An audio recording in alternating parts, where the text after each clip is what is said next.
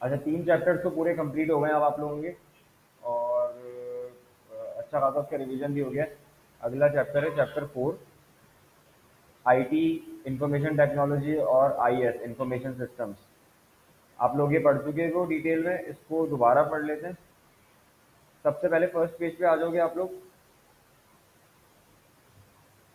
कुछ डेफिनेशंस हैं, ज़रा उनकी क्लैरिटी कर लेते हैं अपने दिमाग में कि ये सब चीज़ें क्या हैं, क्योंकि ये बहुत फ्रीक्वेंटली आगे ये टर्मिनोलॉजीज इस्तेमाल हो रही होंगी।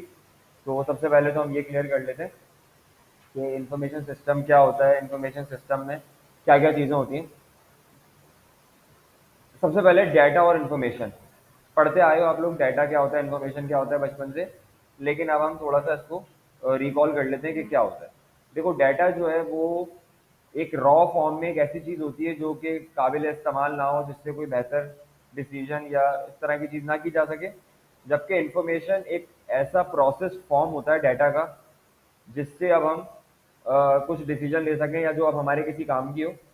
फॉर एग्जाम्पल, मिसाल के तौर पे 10 स्टूडेंट्स के पासिंग मार्क्स हैं, अचीव मार्क्स हैं, उन्होंने जो मार्क्स ऑब्टेन किए हैं वो लिखे हैं एक जगह पे। ये सिर्फ डाटा है, ये डाटा आपको कुछ भी नहीं बता रहा। तो जब आप इस डाटा पे थोड़ा सा प्रोसेस करोगे, टोटल मार्क्स में से ऑब्टेन मार्क्स से परसेंटेज निकाल लोगे, कौन पास है कौन फेल है, ये डाटा भी वहाँ पे जमा कर लोगे, तो फिर ये एक बेहतर इन्फॉर्मेशन बन जाएगी। अब हम ये पता लगा सकेंगे कितने परसेंट बच्चे पास हुए हैं, कितने परसेंट फेल हुए हैं, और कितने ए प्लस लेकर आए, कितने बी लेकर आए। तो ये सब चीज़ें अब आपको पता चल जाएगी इन्फॉर्मेशन के थ्रू। डाटा इतनी ज़्यादा आपको चीज़ें सही से नहीं समझा पाएगा।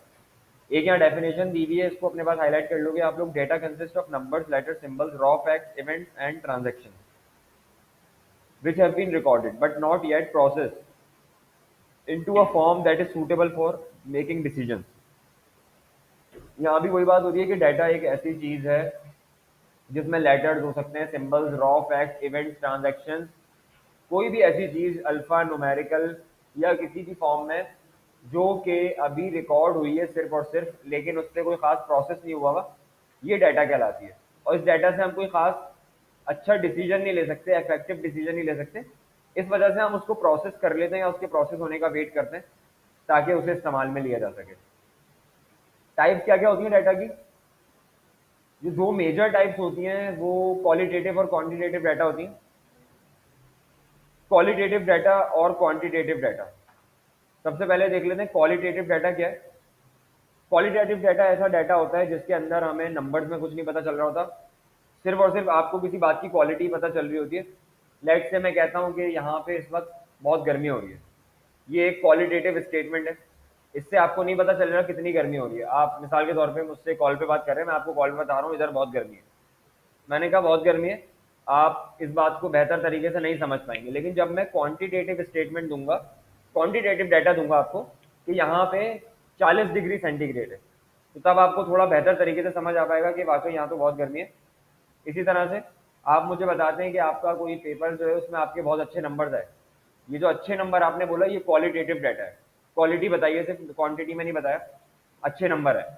लेकिन जब आप मुझे क्वांटिटेटिव डाटा बताओगे तो आप मुझे बोलोगे कि मेरे 65 मार्क्स आए, तो हो सकता है वो मेरे लिए अच्छा ना हो। तो क्या होता है, कहीं कहीं हम qualitative statements, qualitative data use करते हैं, कहीं कहीं क्वांटिटेटिव यूज करते हैं, दोनों का अपना अपना इस्तेमाल है। अभी आपको मेरी एग्जाम्पल से ऐसा लग रहा होगा कि क्वालिटेटिव डाटा जो है वो बिल्कुल ही बेकार है, उससे हमें कुछ भी समझ नहीं आ रहा, क्वांटिटेटिव डाटा बहुत अच्छा है ना। ऐसा नहीं है, कुछ केसेस में कुछ जगहों पे हमें जो है वो डाटा जो है वो इसी तरह से चाहिए होता है जो कि क्वालिटेटिव हो। जैसे कौन सी जगहों पे? अच्छा, सबसे पहले तो आप लोग अपने पास इनको मार्क कर लो डेफिनेशंस को।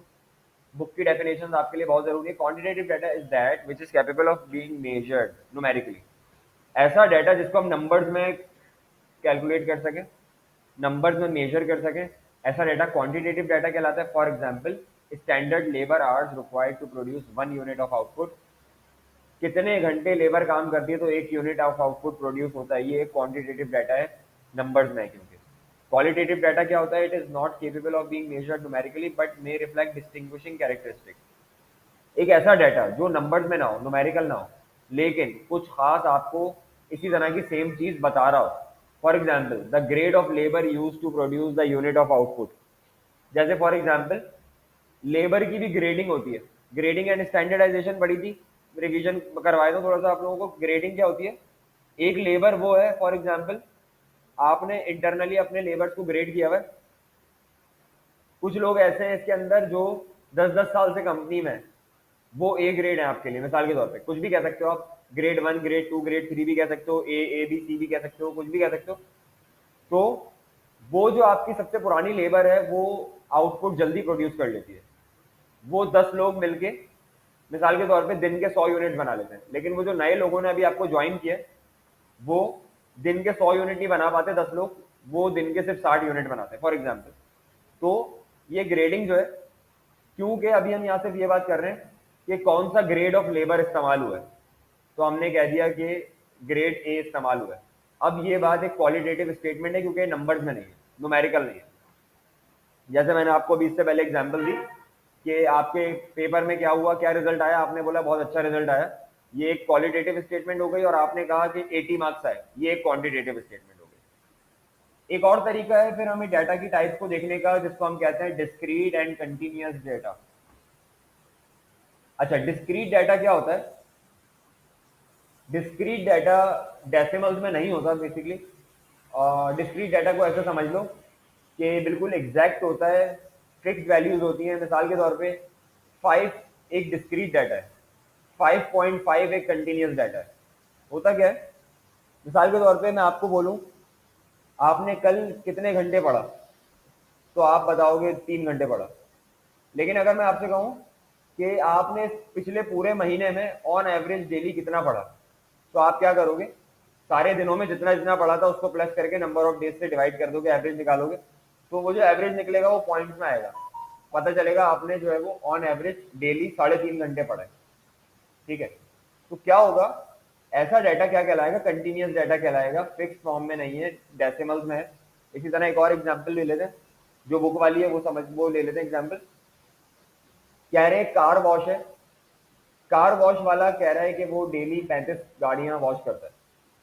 महीने के एंड में वो अपना डाटा कैलकुलेट करता है, तो उसका एवरेज डाटा निकलता है कि उसने जो है मिसाल के तौर पे 35.3 गाड़ियां डेली वॉश की है। 35.3 गाड़ियां, क्या वो 35.3 गाड़ियां रियलिस्टिकली डेली वॉश कर सकता है? नहीं कर सकता। तो जब डाटा को हम एवरेज में और इस तरह के दूसरी फॉर्म्स में कन्वर्ट करते हैं, तो वो कंटिन्यूअस डाटा बन जाता है। फिक्स डाटा वो होता है जो एक दिन का, एक स्पेसिफिक पीरियड का, खास टाइम का हो, लेकिन जब उस पर एवरेज या और कोई वो लग जाती है, कोई और किस्म की मैथमेटिकल वो लग जाती है, तो वो बन जाता है कंटिन्यूअस डाटा, डेसिमल्स में चला जाता है, किसी तरह के डिवीजन या इस तरह की चीज उसमें होने के बाद। ठीक है, फिर एक और टाइप हमें बता दी है यहाँ पे, data needs to be calculated and summarise in the form required by the user. जाहिर है हर इंसान को अलग अलग किस्म का डाटा चाहिए होता है। फॉर एग्जाम्पल, कंपनी की जो लोअर मैनेजमेंट है वो फाइनेंस से या डेटा एनालिस्ट से या डाटा साइंस वालों से या जो भी आपके कंपनी में बंदा है उससे डाटा मांगेगी, तो थोड़ा अलग किस्म का मांगेगी। लेकिन जब सीईओ मांगेगा तो वो बहुत ही कंपनी की समराइज फॉर्म मांगेगा, कंपनी ने कितना प्रॉफिट किया। ठीक है, वो ये नहीं बोलेगा कि कौन कौन जो है वो सुबह कितने बजे आया था और शाम में कितने बजे गया, उसको बहुत ही स्पेसिफिक समरी चाहिए होगी हर चीज़ की। तो डाटा बहुत अलग अलग किस्म का होता है और हर बंदे के लिए अलग अलग तरह का डाटा रिक्वायर्ड हो सकता है। हर शख्स को अलग अलग अपनी ज़रूरत के हिसाब से डाटा चाहिए हो सकता है। तो यहाँ पे हमें एक टाइप और निकल के मिल जाती है जिसको हम कहते हैं प्राइमरी डाटा और सेकेंडरी डाटा। ठीक है, प्राइमरी डाटा वो होता है जो फर्स्ट टाइम कलेक्ट किया गया है। ठीक है, फर्स्ट टाइम कलेक्ट किया गया है, फर्स्ट अभी डाटा जमा हुआ है वो। मिसाल के तौर पे किसी ने आपको कहा है कि मुझे ये डाटा चाहिए और आपने वो डाटा कलेक्ट कर लिया, कुछ भी है ये। फॉर एग्जांपल, किसी आपके कंपनी में जो लोग काम करते हैं उनके टाइम इन और टाइम आउट है, अटेंडेंस है उनकी, तो ये आपने एक प्राइमरी डाटा कलेक्ट किया है, ये आपका अपना प्राइमरी है। लेकिन एक होता है सेकेंडरी डाटा। सेकेंडरी डाटा वो डाटा होता है जो कि आप किसी और से कलेक्ट करते हैं। मिसाल के तौर पे आप किसी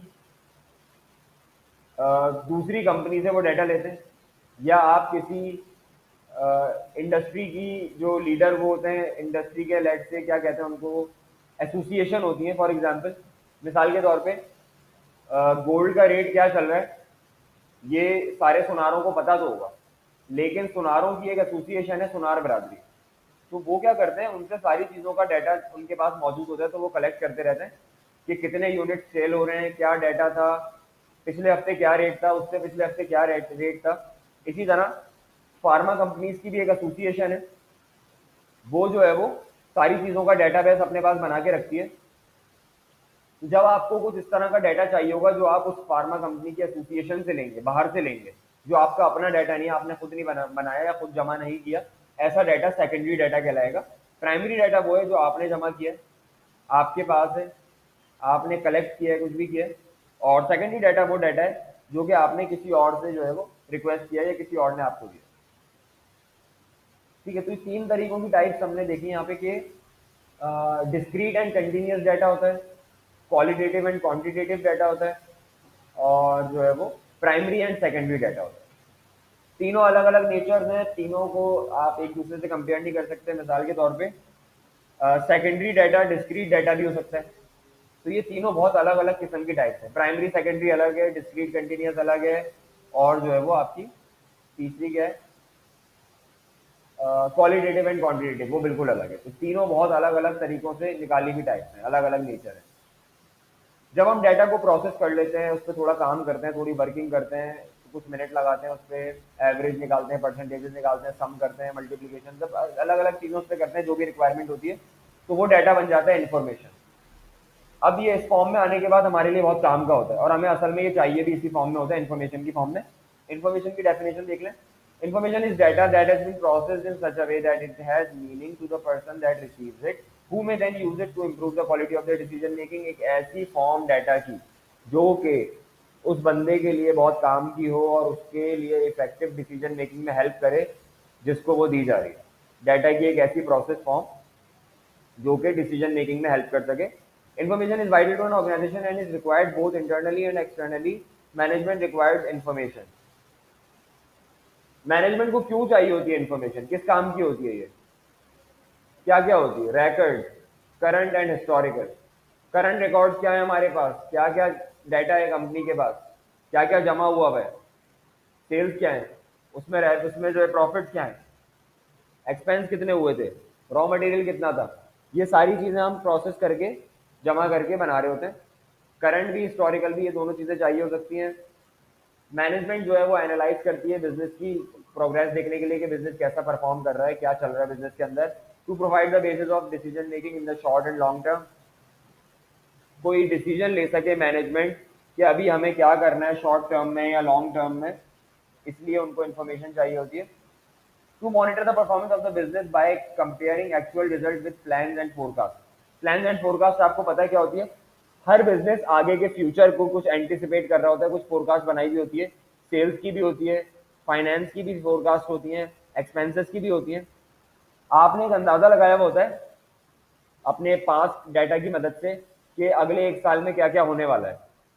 तो इन्फॉर्मेशन आपको ये हेल्प करती है कि क्या क्या होने वाला था, आपने क्या अंदाजा लगाया था पिछले साल और एक्चुअल में हुआ क्या, इन दोनों चीज़ों को आप कंपेयर कर सको, ताकि प्रोग्रेस पता चले कि आप चाहते थे 1000 यूनिट बिके, ये आपकी फोरकास्ट थी, लेकिन एक्चुअल में बिके 800 यूनिट।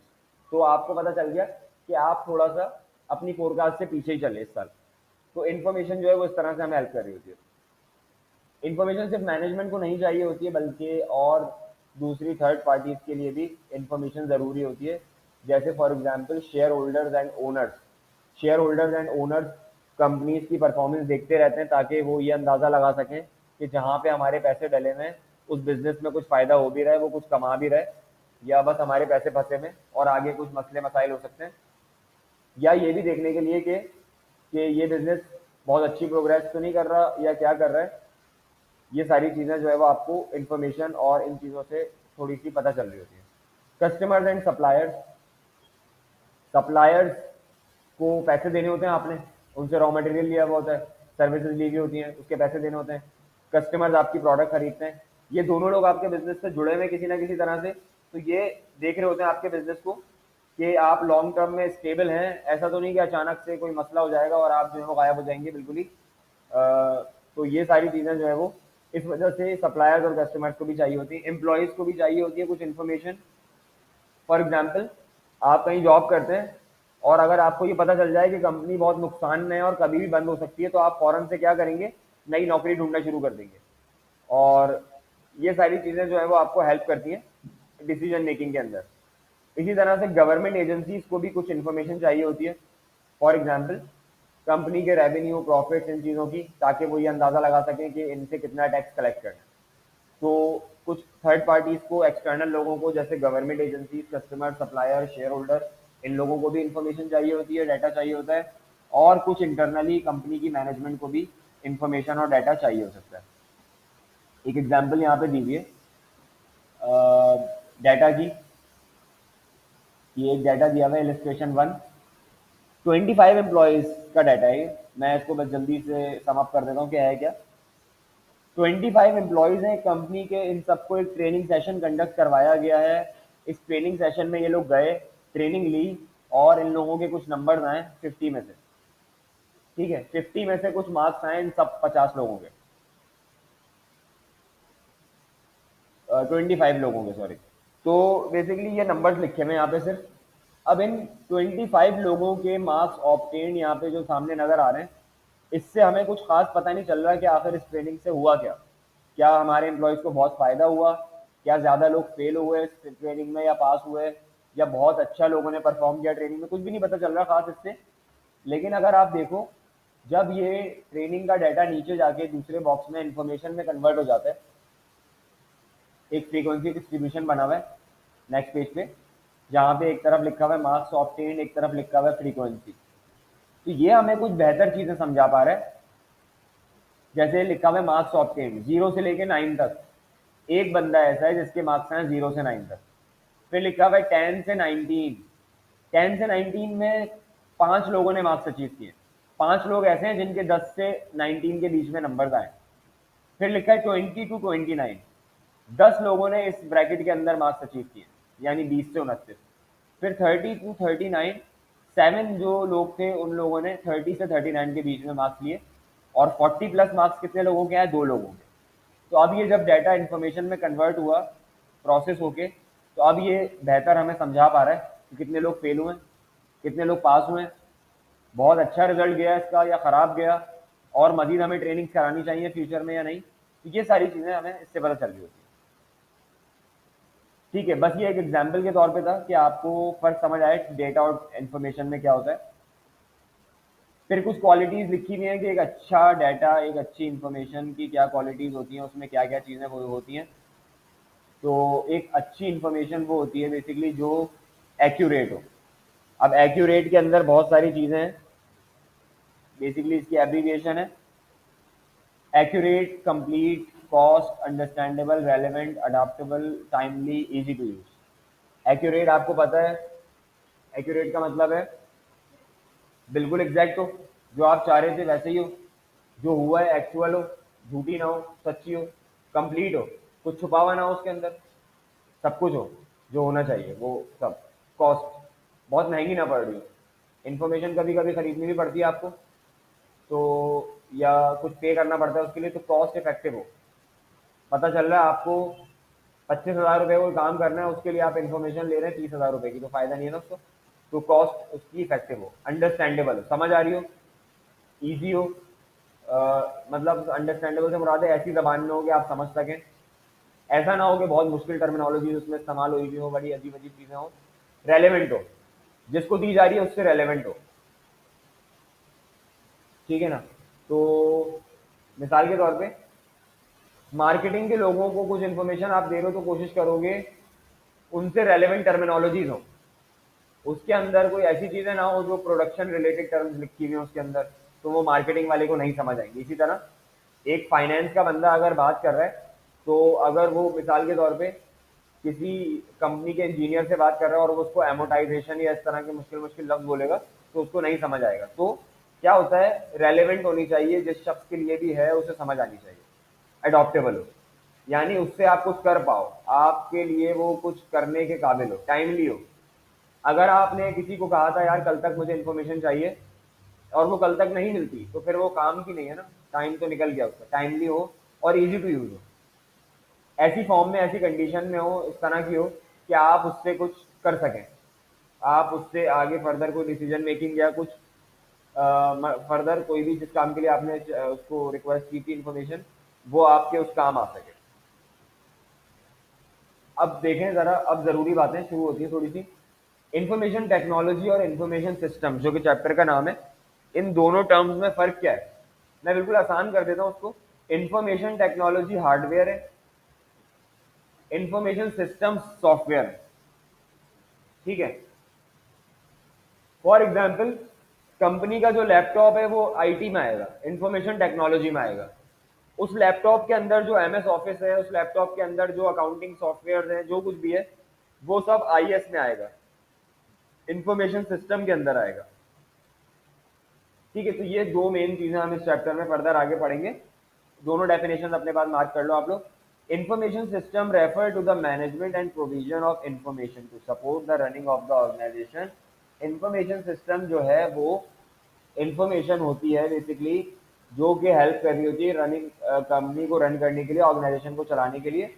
जबकि आईटी जो है, इंफॉर्मेशन टेक्नोलॉजी जो है, वो इक्विपमेंट होता है जिसके अंदर आप चीज़ें कैप्चर करते हो, डाटा इन्फॉर्मेशन कैप्चर करते हो, सेव करते हो, स्टोर करते हो, ट्रांसमिट करते हो और डाटा प्रेजेंट करते हो। ये आईटी कहलाता है, इंफॉर्मेशन टेक्नोलॉजी कहलाता है। एग्जाम्पल्स भी दीजिए। Put simply, IT is the hardware infrastructure that runs the information system. For example, desktop computer, laptop, server, printer, hard drive, ये सब इंफॉर्मेशन टेक्नोलॉजी है। आईएस क्या है? आईएस की एग्जाम्पल दीजिए यहाँ पे। देयर आर 5 मेजर टाइप्स, ठीक है, वो भी हम आगे पढ़ेंगे, उसको देख लेते हैं आगे चलते। इंफॉर्मेशन सिस्टम्स, अच्छा देखो, इंफॉर्मेशन सिस्टम्स या जो सॉफ्टवेयर कंपनीज में इस्तेमाल हो रहे होते हैं, एक कंपनी के अंदर मल्टीपल सॉफ्टवेयर इस्तेमाल हो सकते हैं अलग अलग लोगों की नीड्स के हिसाब से। हम सबसे अच्छी एग्जांपल हमारे लिए वही है इम्तियाज स्टोर।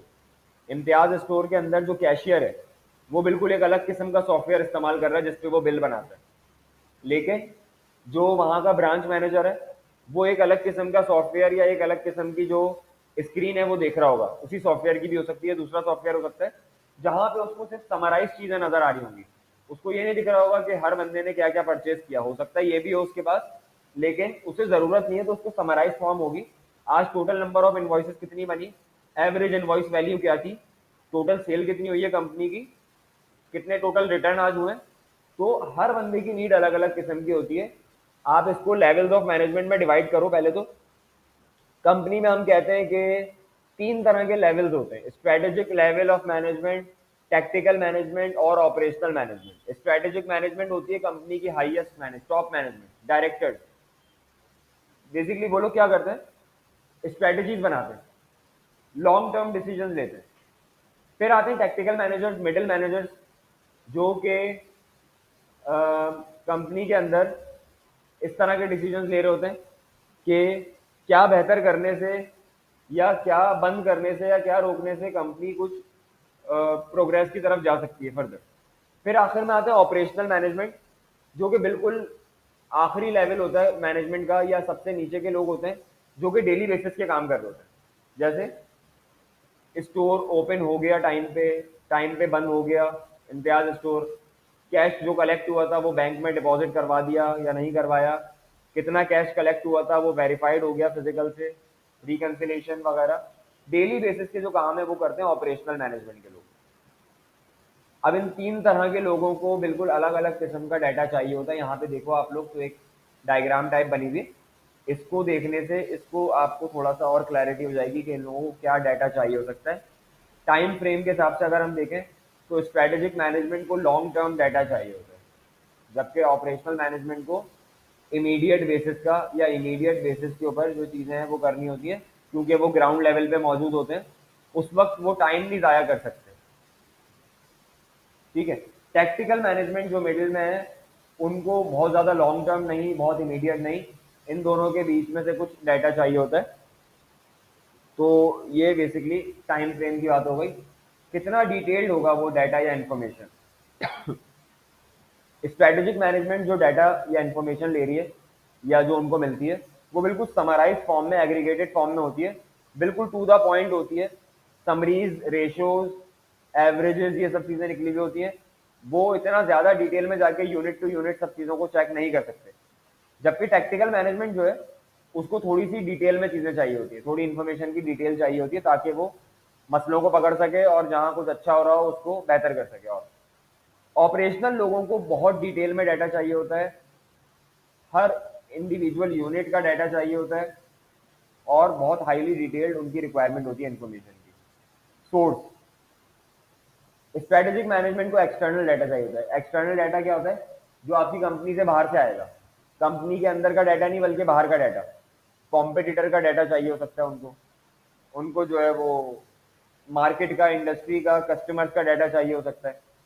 टेक्निकल मैनेजमेंट को कभी कभी बाहर का डाटा भी चाहिए हो सकता है, वैसे मोस्टली इंटरनल डाटा ही चाहिए होता है। जबकि ऑपरेशनल मैनेजमेंट का टोटली काम जो है वो इंटरनल डाटा का होता है, उनकी इंटरनल रिक्वायरमेंट होती है। सर्टेनिटी,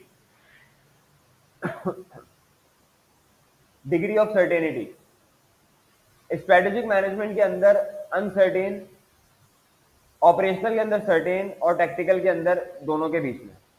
तो बेसिकली इसका मतलब क्या है? इसका मतलब ये है कि स्ट्रेटेजिक मैनेजमेंट को जो डाटा चाहिए होता है वो इस नियत से या इस उससे चाहिए होता है कि उन्हें खुद भी नहीं पता होता कि ये डाटा इससे हमें करना, मतलब क्या कर पाएंगे हम इससे, और ये आखिर इससे जो डिसीजन लिया जाएगा उसका रिजल्ट क्या होगा।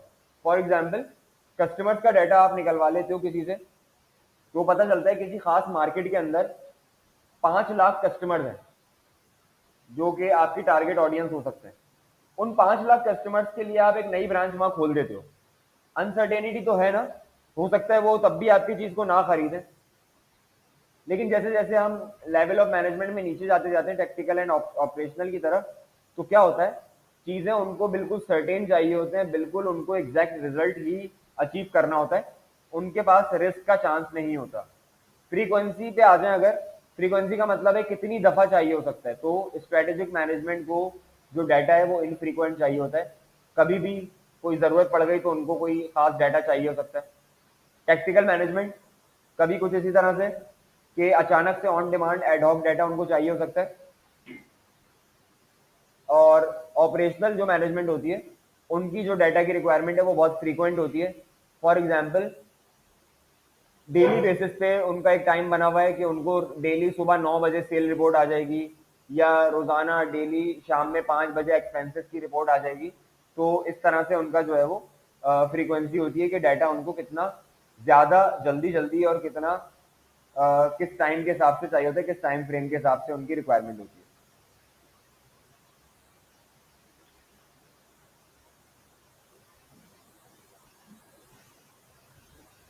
अच्छा, अब इन तीनों लेवल्स ऑफ मैनेजमेंट की हमने टाइप तो देख ली।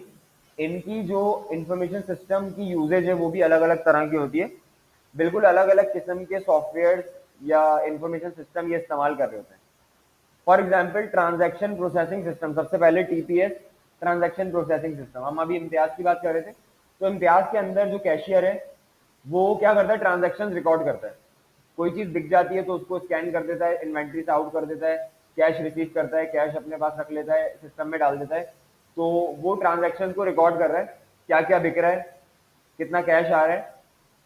ये सबसे जो ऑपरेशनल लेवल होता है मैनेजमेंट का, लोअर लेवल, वहां पर इस किस्म का इंफॉर्मेशन सिस्टम इस्तेमाल होता है जहां पे डाटा को रिकॉर्ड किया जाता है, ताकि ऊपर वाली जो मैनेजमेंट है जो कि ऑपरेशनल से डाटा को, रिकॉर्ड किए हुए डाटा को इस्तेमाल करेगी, यानी स्ट्रेटेजिक एंड टेक्निकल मैनेजमेंट, उनके पास जो प्रोसेस की हुई इंफॉर्मेशन आएगी वो इसी डाटा की मदद से आएगी जो कि ये ऑपरेशनल मैनेजमेंट के लोग कर रहे हैं।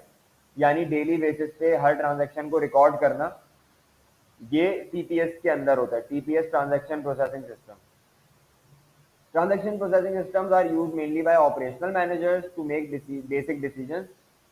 बेसिक डिसीजन मेकिंग के लिए होता है। फॉर एग्जांपल, आप जो है वो लेट से इम्तियाज स्टोर की बात करते हैं हम, तो वहाँ पे क्या हो रहा है, इन्वेंट्री जब आ रही है वेयर हाउस के अंदर, तो कितने यूनिट्स आए, ये गुड्स रिसीविंग वाला अपने सिस्टम में एंटर कर लेता है कि 500 यूनिट आ गए, लेकिन जब कैशियर बैठा हुआ होता है गेट पे तो वो क्या कर रहा होता है, वो सिस्टम से आउट कर रहा होता है उन्हीं यूनिट्स को। तो इससे हमें फायदा ये होता है कि पता चलता रहता है कि वो जो 500 यूनिट्स आए थे उसमें से कितने बिक गए, हमें मजीद अब कब नया ऑर्डर लगाना होगा, कब हमारी इन्वेंट्री खत्म होने वाली है। तो ट्रांजैक्शन प्रोसेसिंग सिस्टम जो है वो इस तरह से हमें बेसिक डिसीजन मेकिंग के अंदर हेल्प कर रहा होता है, और ऑपरेशनल जो बिल्कुल सबसे लोअर लेवल होता है मैनेजमेंट का, वो इसको इस्तेमाल कर रहे होते हैं। फिर आता है MIS, management information system. MIS जो है वो थोड़ा अलग किस्म का डाटा होता है या अलग किस्म का इंफॉर्मेशन सिस्टम होता है। ये बेसिकली थोड़ा सा आपकी ऑपरेशनल से ऊपर वाले मैनेजमेंट के लोग इस्तेमाल कर रहे होते हैं, जो कि आपके टेक्निकल मैनेजर्स होते हैं। इसके अंदर कुछ नया रिकॉर्ड नहीं हो रहा होता, कभी कभी हो भी सकता है, लेकिन इसके अंदर मेनली TPS के अंदर ऑलरेडी रिकॉर्ड की हुई चीजें प्रोसेस होके, समराइज होके, और ये सब चीजें होके आ रही होती है, प्रोसेस होके कन्वर्ट होके MIS के अंदर आ रही होती है। MIS को जो है वो यूज कर रहे हैं हमारे कंपनी के टेक्निकल मैनेजर्स। टेक्निकल मैनेजर्स कौन लोग हैं, जो कंपनी के थोड़े से मिडिल शॉर्ट टर्म डिसीजन ले रहे होते हैं कि किसको हायर करना है, कहाँ पे गैप है, क्या ज़रूरत है, और कंपनी क्या कुछ नया अच्छा कर सकती है, ये सारी चीज़ें जो कर रहे होते हैं। तो इनकी जो रिक्वायरमेंट होती है वो यही होती है कि हमें कैसे जो है वो समराइज फॉर्म में अच्छे से अच्छा डाटा मिल जाए। फिर आता है DSS। अच्छा, DSS जो है वो बेसिकली डिसीजन सपोर्ट सिस्टम है। ये किसी खास मैनेजमेंट लेवल के ऊपर बंधा हुआ नहीं है, इसको कंपनी का कोई भी लेवल जो है वो इस्तेमाल कर सकता है। ये किसी खास काम के लिए बना हुआ होता है, जैसे आपने कोई खास डिसीजन लेना है, उसके लिए आपने एक खास किस्म का सॉफ्टवेयर बनाया या खरीदा या बनवाया किसी से, उसको हम डिसीजन सपोर्ट सिस्टम कहेंगे, जो कि सिर्फ वन टाइम या एक खास ड्यूरेशन के लिए बस आप इस्तेमाल करने जा रहे हैं। फॉर एग्जाम्पल, आप जो है वो एक नई ब्रांच खोल रहे हैं नए मुल्क के अंदर, आप यूरोप की मार्केट के अंदर जाने वाले हैं पाकिस्तान से, तो आप ये देखना चाह रहे हैं कि जो मेरी प्रोडक्ट है उसकी वहाँ डिमांड कितनी है, कि क्या ये वहाँ जाके बिकेगी भी, कहीं ये बहुत महंगी तो नहीं है, कहीं ये वहाँ की क्वालिटी के हिसाब से लो क्वालिटी तो नहीं। तो ये सारी चीज़ें आप करने के लिए जो है वो एक डिसीजन सपोर्ट सिस्टम जो है वो इस्तेमाल कर रहे होगे। इसके अंदर कोई बाइंडिंग नहीं है कि कोई खास लेवल ऑफ मैनेजमेंट करेगा, ये कोई भी जो है वो इस्तेमाल कर रहा होता है। फिर आता है एग्जीक्यूटिव इंफॉर्मेशन सिस्टम यानी EIS। EIS को मेनली जो है वो कंपनी के स्ट्रेटेजिक मैनेजर या टॉप मैनेजमेंट ही यूज कर रहे होते हैं। इसके अंदर जो TPS में बातें रिकॉर्ड हुई होती है, डाटा रिकॉर्ड होता है, वो MIS के अंदर जाता है प्रोसेस होके, और फिर बिल्कुल ही समराइज एग्रीगेटेड फॉर्म के अंदर EIS के अंदर विजिबल होता है। प्लस इसके अंदर कुछ एक्सटर्नल डाटा भी शामिल होता है। एक्सटर्नल डाटा से मुराद है आपकी कंपनी की सेल्स तो है, साथ साथ आपके जो 2-3 कॉम्पिटिटर हैं उनका भी कुछ ना कुछ डाटा यहाँ मौजूद है, ताकि कंपनी के डायरेक्टर ये देख सकें कि हमने कैसा किया सेल्स को और बाकी हमारे कॉम्पिटिशन ने कैसा किया। तो स्ट्रेटेजिक मैनेजर्स को कुछ इस तरह का डाटा चाहिए होता है। यहाँ पर एक एग्जांपल दीजिए, एक्सेल के ऊपर एक ग्राफ बना हुआ है जिसके अंदर लिखा हुआ है कि क्या क्या सेल्स हुई हैं तीनों अलग अलग कंपनीज की, X limited, Y limited, Z limited की। तो ये एक एग्जांपल है EIS की, कि इसमें इंटरनल डाटा भी होता है और एक्सटर्नल डाटा भी होता है, बिल्कुल summarise to the point data होता है, जिससे जो है वो आप ये इस तरह का कोई डिसीजन ले सको, strategic decision, long term decision ले सको। फिर आता है expert system, ES। Expert system का भी यही कैसे कि एक्सपर्ट सिस्टम जो है वो किसी खास लेवल ऑफ मैनेजमेंट के लिए नहीं है, बल्कि खास काम के लिए होता है। एक्सपर्ट किसी एक चीज में एक्सपर्ट होता है, सब कुछ नहीं कर सकता। फॉर एग्जाम्पल, आपने एक सॉफ्टवेयर बनवाया ताकि आप अपनी HR डिपार्टमेंट को दे सको और उनके लिए ये आसानी हो जाए कि किस एम्प्लॉय की सैलरी कितनी है और उसके ऊपर कितना इनकम टैक्स बनेगा। तो एक ऐसा सिस्टम जो आपने बनाया है, जो आप HR को देने वाले हो, जिससे सैलरी डालते ही ये पता चल जाएगा कि इस बंदे का कितना इनकम टैक्स बनता है। तो ये एक एक्सपर्ट सिस्टम हो गया, जो कि किस चीज में एक्सपर्ट है, टैक्स कैलकुलेशन के अंदर। इसी तरह से और भी दूसरे एक्सपर्ट सिस्टम्स हो सकते हैं, जैसे बैंक्स वगैरह में यूज होते हैं, कि वो आपकी जो सैलरी वगैरह है और ये सब चीजें डाल के ये देखते हैं कि आपको इतना लोन देना भी चाहिए जितना आपने अप्लाई किया हुआ है, या आपका लोन रिजेक्ट कर देना चाहिए, या आपके लोन की अमाउंट थोड़ी कम कर देनी चाहिए। तो इस तरह के जो सॉफ्टवेयर हैं वो एक्सपर्ट सिस्टम कहलाते हैं, जो किसी एक खास काम के लिए ही होते हैं, उसके अलावा उनकी और खास कोई दूसरी यूजेज नहीं होती। ठीक है। तो ये कुछ अलग अलग किस्म के इंफॉर्मेशन सिस्टम्स हैं जो कि कंपनीज इस्तेमाल कर रही होती हैं, और कंपनीज के अंदर अलग अलग लेवल के लोग अलग अलग किस्म का डाटा और इंफॉर्मेशन यूज कर रहे होते हैं, जो कि अलग अलग सॉफ्टवेयर के अंदर जो है कैप्चर हो रहा होता है और फिर प्रोसेस हो रहा होता है।